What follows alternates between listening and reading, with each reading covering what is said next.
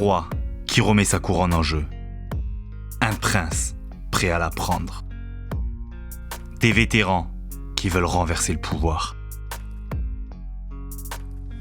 Et des jeunes affamés de victoire. Les playoffs de la saison 2021-2022 annonçaient un véritable feu d'artifice. Et ces derniers se sont avérés être l'une des post-saisons les plus folles de l'histoire, qui ont même obligé la NFL à changer les règles. Partons maintenant à la découverte de quelques-uns des matchs les plus fous de ces playoffs.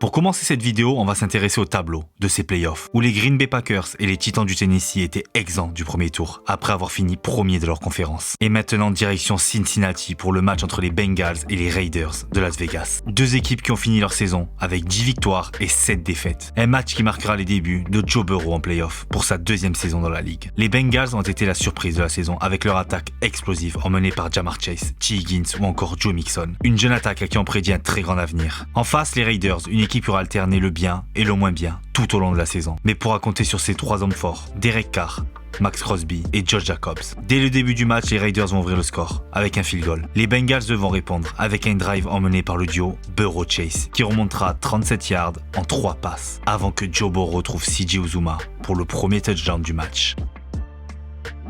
Quelques minutes plus tard, Derek Carr perdra un ballon sur ce fumble. Les Bengals prendront le large grâce à un field goal de Evan McPherson quelques minutes plus tard et mèneront 10-3 à la fin du premier quart. McPherson inscrira un nouveau coup de pied en début de deuxième quart-temps pour emmener le score à 13-3. Malgré un excellent Jacobs, l'attaque des Raiders ne parviendra pas à avancer et devra se contenter d'un field goal qui leur permettra de revenir à 13-6. Les Bengals parviendront à marquer un touchdown grâce à Tyler Boyd. Un touchdown controversé car l'arbitre avait sifflé avant que Boyd ne saisisse la balle. Un touchdown qui aurait dû être annulé mais qui sera finalement accepté malgré l'erreur de l'arbitre, ce qui va permettre aux Bengals de prendre le large et de mener 20-6. Malgré le peu de temps restant avant la mi-temps, les Raiders vont réussir à inscrire un touchdown pour revenir à 7 points des Bengals juste avant la pause. La deuxième mi-temps sera une bataille défensive entre les deux équipes qui devront se contenter de field goal. À 20 secondes de la fin, le score est de 26-19 et les Raiders joueront une quatrième tentative sur la ligne des 10 yards des Bengals. Un touchdown pourrait leur permettre de jouer les prolongations ou même une victoire s'ils tentent la conversion à 2 points. Mais la passe de Derek Carr sera interceptée par Jermaine Pratt qui mettra fin au match et offrira la première victoire des Bengals en playoff depuis 1990. Et par la même occasion permet aux Bengals d'atteindre le divisional round face aux Titans du Tennessee. Les deux autres matchs de la conférence AFC ne seront pas aussi serrés. Les Bills écraseront les Patriots 47-17 avec un énorme Josh Allen à 300 yards et 5 touchdowns. Et les Chiefs de Kansas City écraseront les Steelers 42-21 sans jamais trembler avec un Mahomes à 400 yards et 5 touchdowns. Maintenant direction la NFC et Dallas pour le match entre les Cowboys et les San Francisco Niners. Un match qui sera vu par plus de 40 millions d'Américains à la télé. C'est la grosse affiche de ce premier tour. Dallas sort d'une saison où ils ont remporté leur division et ont vu le rookie Micah Parsons être rookie défensif de l'année avec ses 13 sacs. Et il pourra aussi compter sur Trevon Diggs et ses 11 interceptions en défense. Mais surtout avec un Prescott à plus de 4400 yards cette saison-là, qui sera épaulé par CeeDee Lamb, Amari Cooper et Ezekiel Elliott, qui auront permis à Dallas de finir comme l'une des meilleures attaques de la saison. De l'autre côté, les Niners pourront compter sur leur jeune duo défensif, Fred Warner et Nick Bosa, qui aura réalisé 15 sacs lors de cette saison. Et une attaque composée de Garoppolo, Deebo Samuel, George Kittle et le jeune Brandon Ayuk.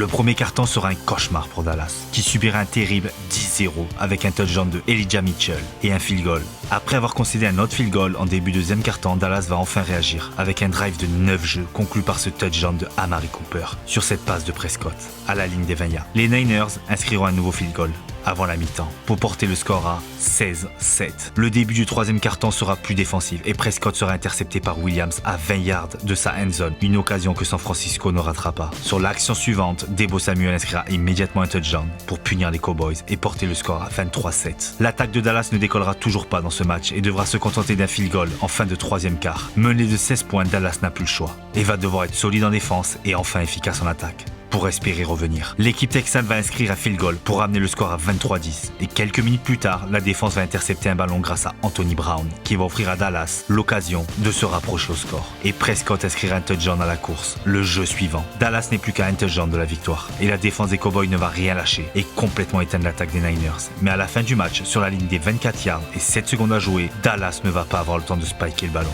pourra arrêter l'horloge et va donc une nouvelle fois s'incliner en wildcard. Une action qui fera débat puisque l'arbitre aura gêné la mise en jeu. Les Niners, eux, décrochent un billet pour les demi-finales de conférence. Dans les deux autres matchs de cette conférence, les Rams de Matthew Stafford vont facilement venir à bout des Cardinals de Kyler Murray, 34-11. Et les champions en titre, les Tampa Bay Buccaneers de Tom Brady, viendront facilement à bout des Eagles de Philadelphie, qui n'auront pas inscrit le moindre point en 3 quarts temps, avant un réveil trop tardif. Les Floridiens s'imposeront 31-14.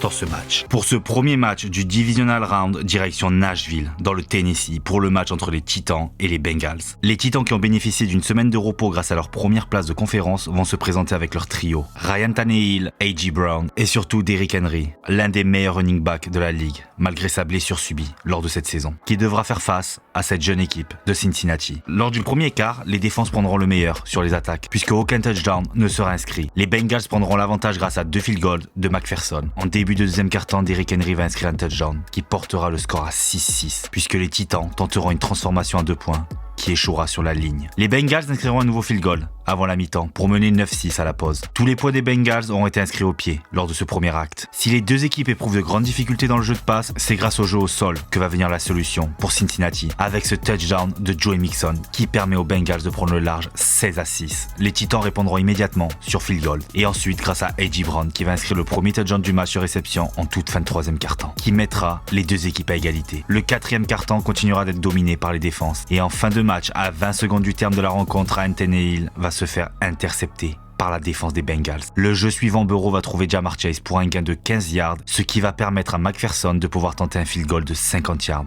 Et le jeune kicker ne va pas trembler et offrir la victoire aux Bengals dans les toutes dernières secondes. Dans ce match, Burrow aura complété 28 de ses 37 passes pour 347 yards et une interception. Il aura aussi subi 9 sacs, un record pour un quarterback vainqueur des matchs en playoff. Maintenant, direction le Missouri et Kansas City pour l'un des matchs les plus légendaires de ces dernières années. Un match entre Kansas City et Buffalo. Un match entre deux des meilleurs quarterbacks de la ligue, Patrick Mahomes et Josh Allen. Une multitude de stars sur le terrain et certains des meilleurs joueurs de la ligue à leur poste. Côté Kansas City, une défense composée de Chris Jones, Frank Clark, Tyrann Mathieu ou encore le rookie Nick Bolton. Côté attaque, Orlando Brown pour protéger Patrick Mahomes et surtout le duo Travis Kelce-Tyreek Hill pour mener l'attaque.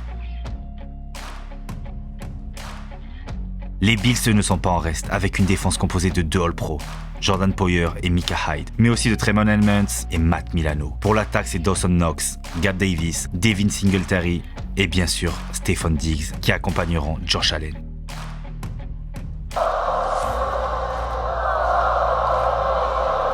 Buffalo va commencer le match avec un enchaînement de 15 jeux et 71 yards, au cours duquel ils vont convertir 2 quatrièmes tentatives pour s'offrir le premier touchdown du match grâce à Devin Singletary et prendre l'avantage 7-0. Quelques minutes plus tard, le jeu de course de Pat Mahomes va permettre aux Chiefs de recoller au score sur ce touchdown à la course. Le deuxième quart-temps partira sur les mêmes bases et les Chiefs vont prendre l'avantage grâce à un super touchdown de Byron Pringle, portant le score à 14-7. À l'avantage des Chiefs. Mais pas de répit dans ce match, l'attaque des Bills va multiplier les gros jeux pour arriver sur la ligne des 20 yards. Et Josh Allen va trouver Gabe Davis pour égaliser avant la mi-temps. Avant la mi-temps, les Chiefs ont trouvé un field goal pour prendre l'avantage, mais sans réussite pour Harrison Butker. Le début du troisième quart-temps marquera un tournant dans le match puisque les Chiefs vont se détacher rapidement avec un field goal et quelques minutes plus tard un touchdown de Mecole Hardman. À 5 minutes de la fin de ce troisième quart, le score est de 23-14 pour les Chiefs. Si le match semblait avoir trouvé son vainqueur, ce sera sans compter sur Josh Allen qui va envoyer une véritable bombe dans les mains de Gabe Davis qui lui va inscrire son deuxième touchdown du match et porter le score à 23-21. Le quatrième quart-temps s'annonce déjà comme incroyable avec des attaques en grande réussite. Mais dans 15 minutes, une des deux équipes dira adieu à son rêve de Super Bowl. Les Chiefs vont vite inscrire un field goal pour prendre 5 points d'avance, 26-21. Mais là encore, Josh Allen va remonter le ballon jusqu'à la ligne des 27 de Kansas avec quelques actions exceptionnelles. Sur une nouvelle quatrième tentative, Allen va trouver Davis qui va inscrire son troisième touchdown du match. Les Bills réussiront une conversion à 2 points grâce à Stefon Diggs qui permet aux Bills de mener 29-26 à 1 minute 50 de la fin de la rencontre. Mais il faudra seulement 7 jeux, 70 yards et moins d'1 minute pour que Mahomes ne trouve Tyreek Hill qui va inscrire le touchdown victorieux et porter le score à 33-29 à 57 secondes de la fin du match. Les Bills vont tout tenter en multipliant les gains de terrain sur des passes rapides jusqu'à se retrouver à la ligne des 20 yards des Chiefs à moins de 20 secondes de la fin. Et pourquoi changer une équipe qui gagne?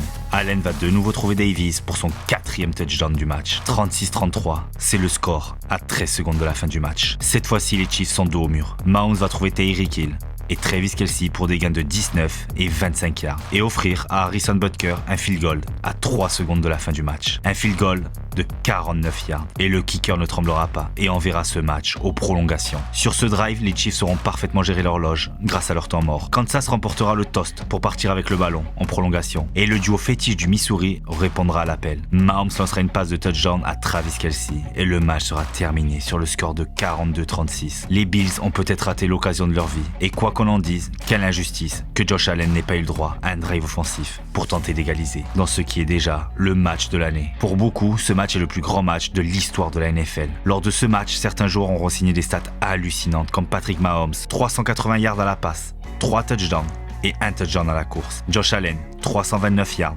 4 touchdowns et 0 interception. Mais aussi les receveurs, Gabe Davis, 200 yards et 4 touchdowns. 150 yards et 1 touchdown pour Tyreek Hill. La finale AFC aura donc lieu à Arrowhead entre les Chiefs et les Bengals. Maintenant, direction la NFC et sa première demi-finale entre les Packers et les San Francisco 49ers. Après avoir éliminé Dallas, San Francisco s'attaque à l'équipe qui a fini leader de sa conférence, les Green Bay Packers de Aaron Rodgers, le MVP de la saison, qui pourra compter sur une attaque d'élite pour l'épauler, avec en première ligne l'un des meilleurs receveurs de la ligue, Davante Adams, mais aussi Randall Cobb et Allen Lazare. Côté running back, A.J. Dillon et Aaron Jones devront transpercer la défense et gagner de précieux yards face à l'une des meilleures défenses de la ligue. Rashan Gary et Devondre Campbell seront le cœur de la défense, qui aura la lourde tâche de stopper l'attaque californienne. Sous des conditions difficiles, moins 10 degrés, le Lambeau Field affichera plein, plus de 79 000 fans. Et les Packers vont vite prendre l'avantage avec ce touchdown de A.J. Dillon qui va permettre à Green Bay de mener 7-0.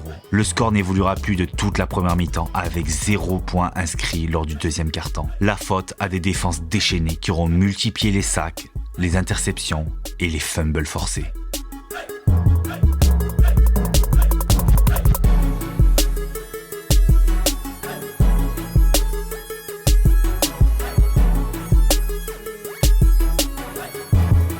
Après un gros gain de Deebo Samuel sur le coup d'envoi du troisième quart-temps, les 49ers vont inscrire leur premier point du match grâce à un field goal de Robbie Gould. Lors du quatrième quart-temps, les Packers vont se retrouver en situation de touchdown grâce à Davante Adams. Mais lors de la troisième tentative, Aaron Rodgers va se faire saquer et les Packers devront se contenter d'un field goal de Mason Crosby. Les Niners auront l'opportunité d'égaliser, mais ce sera sans compter sur la défense des Packers. Si l'attaque des Niners n'avance pas dans ce match, c'est sur équipe spéciale que les Niners vont enfin trouver la faille. Sur ce coup de pied contré qui va permettre au rookie Talanoa Hufanga d'inscrire un touchdown et d'égaliser à 4 minutes de la fin du match. Les Packers ont donc 4 minutes pour tenter de marquer. Mais une nouvelle fois, la défense de San Francisco va imposer une énorme pression à Aaron Rodgers qui aura subi 5 sacs dans ce match. Et les Niners vont donc récupérer le ballon à 3 minutes de la fin du match. San Francisco va enchaîner les courts jeux pour faire tourner l'horloge et avancer grâce à des petits gains. Et à quelques secondes de la fin, s'offrir la possibilité de gagner le match sur un field goal de 45 yards. Et la stratégie sera payante puisque Robbie Gould ne tremblera pas et envoie les Niners en finale de conférence. Eux qui n'auront pas inscrit le moindre touchdown sur phase offensive dans ce match. Les Packers, eux, sont éliminés après avoir dominé la saison régulière. Pour le dernier match de ces divisional rounds, les champions en titre reçoivent les Los Angeles Rams. Un an après sa victoire au Super Bowl face à Kansas City, les Buccaneers ont réalisé une excellente saison, avec un bilan de 13 victoires et 4 défaites. Mais pour ce match, l'équipe devra faire sans plusieurs joueurs, comme Chris Godwin ou encore Richard Sherman, mais aussi Antonio Brown, qui a quitté l'équipe en fin de saison. Malgré tout ça, Brady pourra compter sur Mike Evans et son lieutenant de toujours, Rob Gronkowski. La défense, elle, sera emmenée par Vita Vea, Shaquille Barrett et bien sûr Devin White.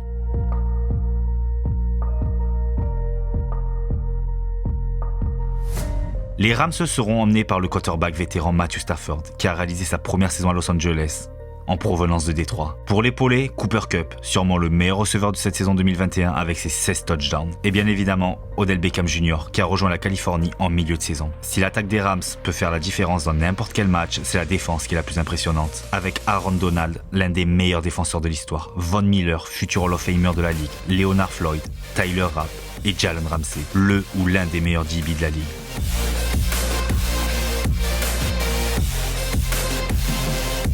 Dans ce match, les Rams vont d'abord prendre l'avantage sur field goal avant d'inscrire un touchdown quelques minutes plus tard grâce à Kendall Blanton qui va permettre aux Californiens de prendre un avantage de 10 points.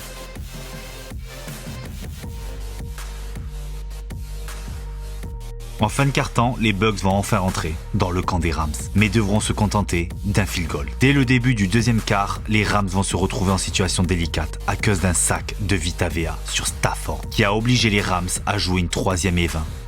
Mais pas de problème pour Los Angeles, Stafford va trouver Cooper Kupp qui va inscrire un touchdown de 70 yards pour porter le score à 17-3. L'attaque des Bucks, elle, continue d'avancer au ralenti. Pire encore, même les field goals seront loupés.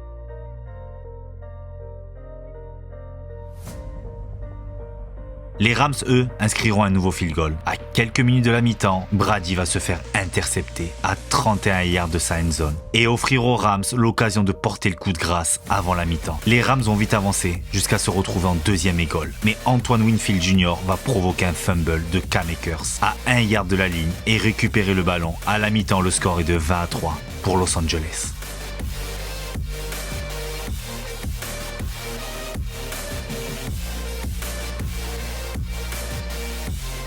Le 3e quart-temps commencera fort pour les Rams, puisque Stafford va inscrire un touchdown à la course et porter le score à 27-3. Tampa Bay devra se contenter d'un field goal sur le drive suivant. Si l'attaque des Bucks ne fonctionne pas dans ce match, la défense va lui offrir une cartouche supplémentaire en provoquant un fumble de Cooper Kupp. Et cette fois-ci, l'attaque répondra présente grâce à Leonard Fournette qui inscrira le premier touchdown des Buccaneers dans ce match en toute fin de 3e quart-temps.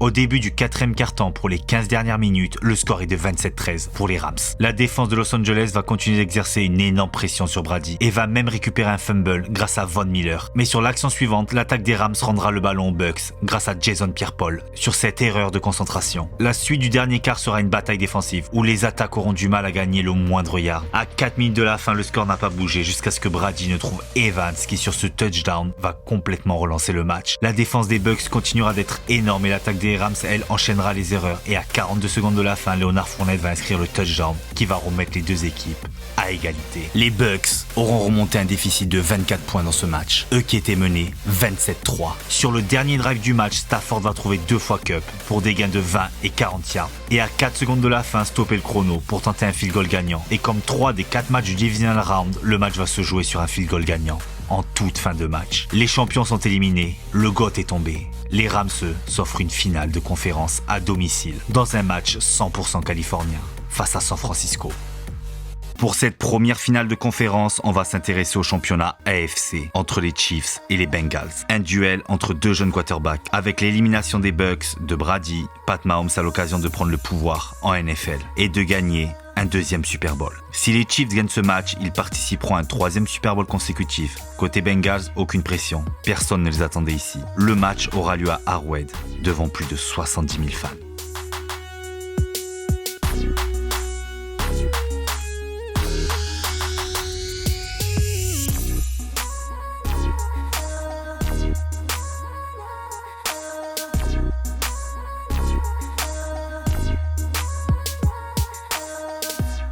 Dès le début du match, l'expérience des Chiefs va faire la différence. Mahomes va compléter toutes ses passes tentées pour se retrouver à 10 yards de la end zone et va trouver Tyreek Hill pour le premier touchdown du match. Comme lors du match précédent, face aux Titans, l'attaque des Bengals va avoir du mal à avancer et devra se contenter d'un field goal d'Evan McPherson.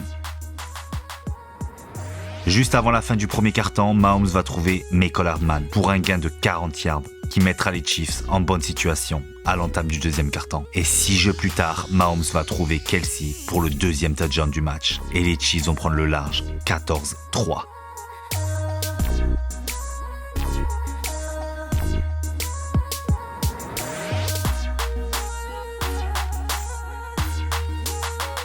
Seulement quelques minutes plus tard, Mahomes va de nouveau trouver un receveur pour un nouveau touchdown. Cette fois-ci, c'est Mecole Hardman. Les Bengals sont complètement dépassés et accusent déjà un retard de 18 points.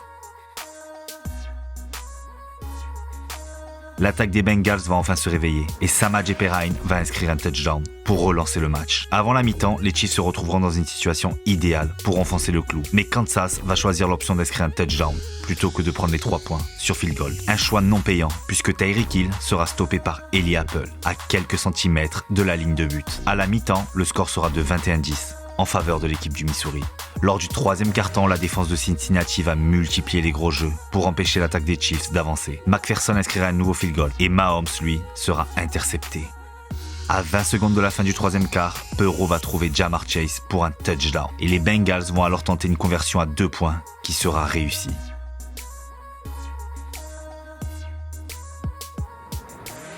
À la fin du 3e quart, le score est de 21-21. Les Bengals ont remonté un déficit de 18 points dans ce match. Lors du 4e quart-temps, les défenses vont éteindre les attaques et Mahomes et Burrow se feront intercepter. À 6 minutes de la fin, McPherson va inscrire un field goal qui permettra aux Bengals de mener pour la première fois du match. Mais les Chiefs retrouveront de l'élan offensif pour s'offrir une opportunité de touchdown sur la ligne des 8 de Cincinnati. Mais Mahomes sera saqué par Sam Hubbard, qui n'arrivera pas à recouvrir le fumble. C'est le centre Joe Etenay qui récupérera la balle pour les Chiefs. Mais ces derniers auront perdu 15 yards, les obligeant à tenter un field goal pour égaliser dans les dernières secondes et envoyer ce match en prolongation.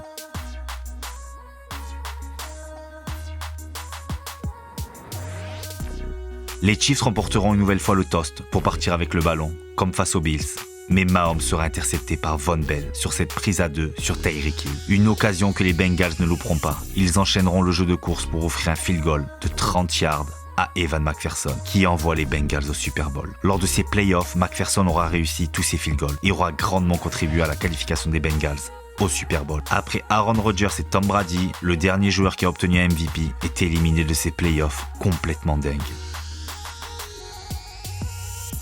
Qui de Los Angeles ou de San Francisco rejoindra Cincinnati au Super Bowl. 2 équipes qui s'appuient sur une défense de fer et une attaque bien rodée. Ce match aura lieu au SoFi Stadium de Los Angeles, dans un stade acquis à l'énorme fanbase de San Francisco.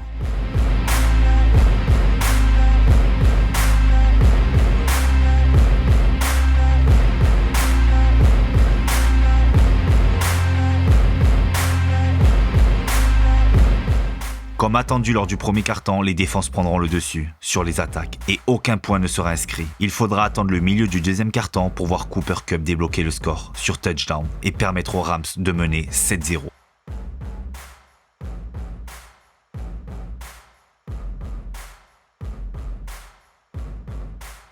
La réponse des Niners ne se fera pas attendre puisque Garoppolo va trouver Samuel pour égaliser seulement 3 minutes plus tard.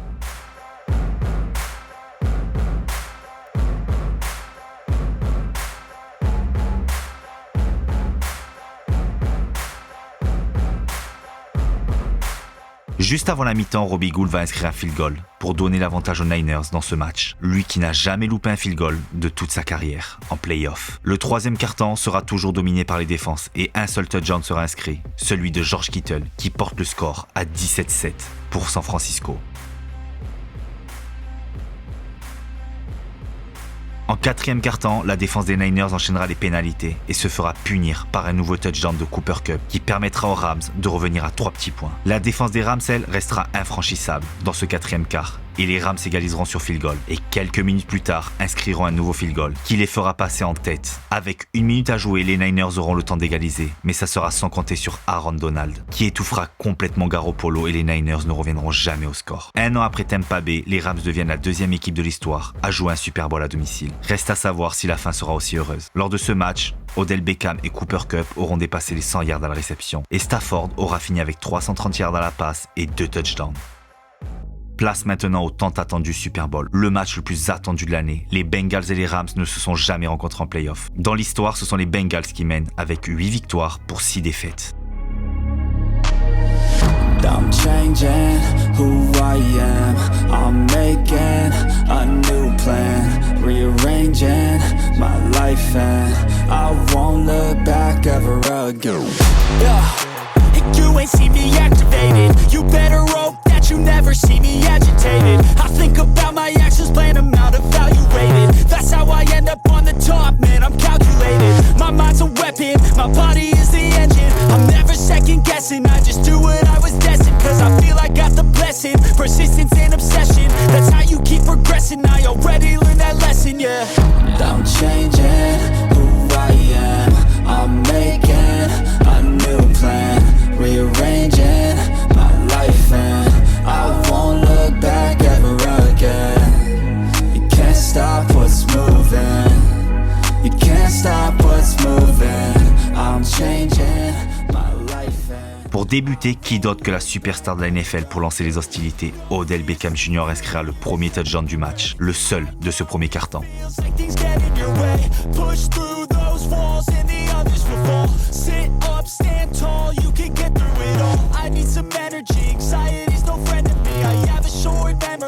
Les Bengals se contenteront d'un field goal pour se rapprocher du score, 7-3. En deuxième quart, les Rams vont perdre Odell Beckham Jr. qui connaîtra une grave blessure au genou qui l'éloignera des terrains pendant plus d'1 an. Un vrai coup dur pour les Rams qui perdent leur receveur numéro 2. Mais les Rams peuvent encore compter sur Cooper Kupp qui va leur permettre d'inscrire un deuxième touchdown et se détacher au score 13-3 puisque ces derniers vont tenter une conversion à 2 points qui échouera. Les Bengals répondront immédiatement grâce à T. Higgins sur cette passe de Joe Mixon pour revenir à 3 points. Les Rams auront l'occasion d'inscrire un nouveau touchdown, mais Stafford sera intercepté par Jesse Batt. Lors du troisième quart, sur une énorme erreur des arbitres, T. Higgins va inscrire ce touchdown. Une erreur qui paraît folle, tellement le face mask sur Jalen Ramsey semblait évident. Pour la première fois du match, les Bengals mèneront au score.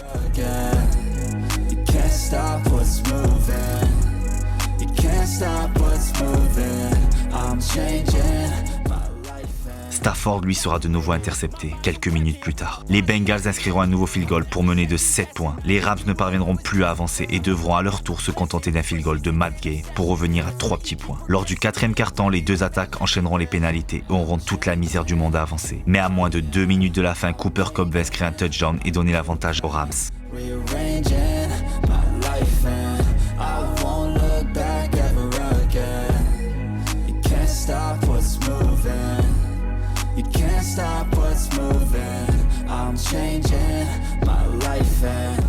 Les Bengals ont 1 minute 20 pour inscrire un touchdown. Mais hors de question pour Aaron Donald de perdre un second Super Bowl. La star des Rams va enchaîner les gros jeux et réaliser cette énorme action pour clore le match et permettre aux Rams de remporter le deuxième Super Bowl de leur histoire. Une équipe qui aura été bâtie pour gagner immédiatement et qui aura remporté son pari.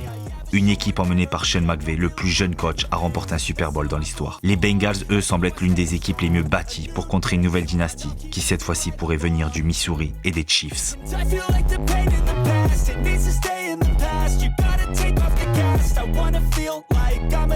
Après ces playoffs, la NFL a revu ses règles concernant les prolongations en playoffs pour garantir que les deux équipes reçoivent la possession du ballon en prolongation. À l'heure actuelle, ces playoffs sont considérés comme l'une des post-saisons les plus impressionnantes de l'histoire. Et pour vous, quels sont les meilleurs playoffs de l'histoire ?